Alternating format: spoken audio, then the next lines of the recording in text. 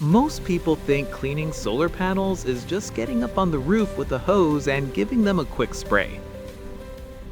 Turns out that's actually one of the worst things you can do. Welcome to What Do You Actually Do? The podcast where we break down jobs people think they understand, but really don't. I'm Alex, and today we're diving into the world of solar panel cleaning. And to help us understand it, we've got Jamie with us. Jamie, welcome to the show. Hey, Alex. Great to be here. Thanks for having me. So let's get right into it. When I think of a solar panel cleaner, I honestly just picture someone on a roof with a garden hose and maybe a squeegee. How close am I? Yeah, that's the common image, but you're quite a ways off. Using a hose is one of the worst things you can do, actually. Really? Okay, I'm already learning. So what is the job then, really?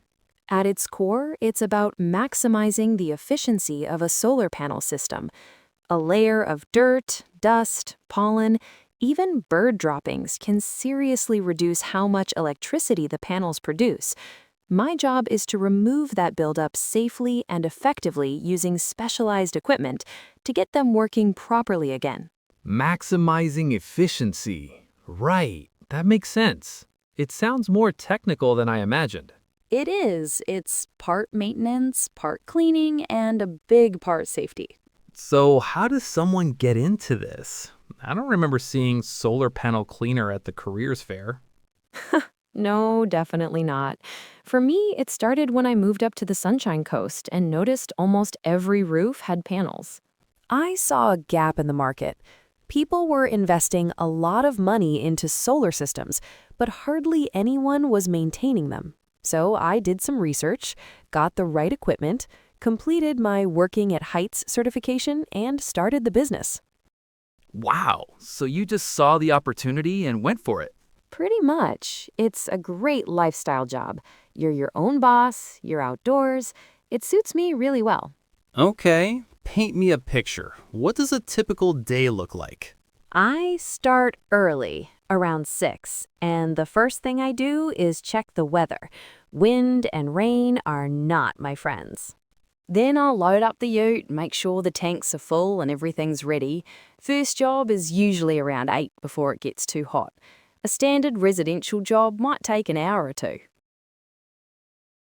And for international listeners, a ute is basically a pickup truck, right?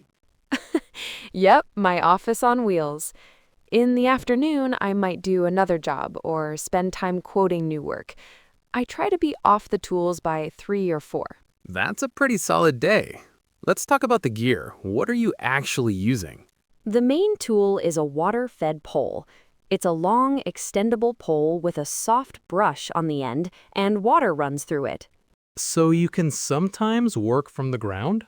For single-story homes, yes, but the real key is the water.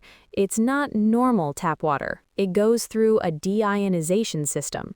That sounds pretty technical. What does that do? It removes all the minerals and impurities, making the water completely pure. So when it dries, it leaves no streaks or spots behind.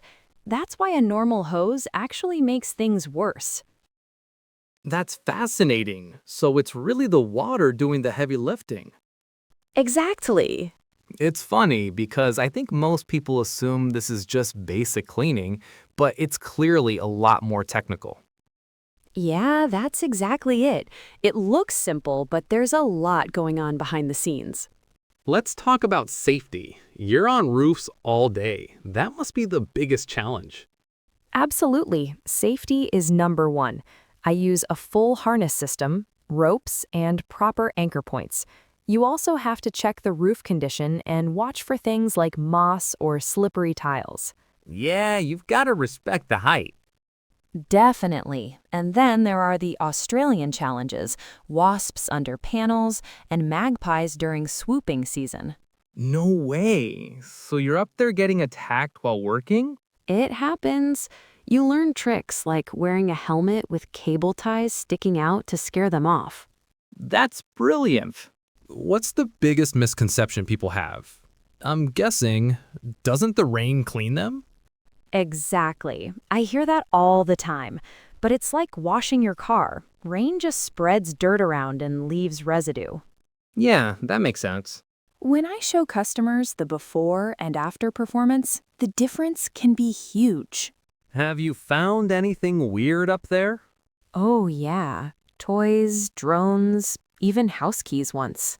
The strangest was probably a single bright red high heels sitting on a roof. No one knew how it got there. That's amazing. Are some jobs tougher than others? Definitely. Coastal homes get salt buildup, rural homes get heavy dust and pollen. Commercial jobs can be bigger and more complex. And what about the money side? Is it a good living?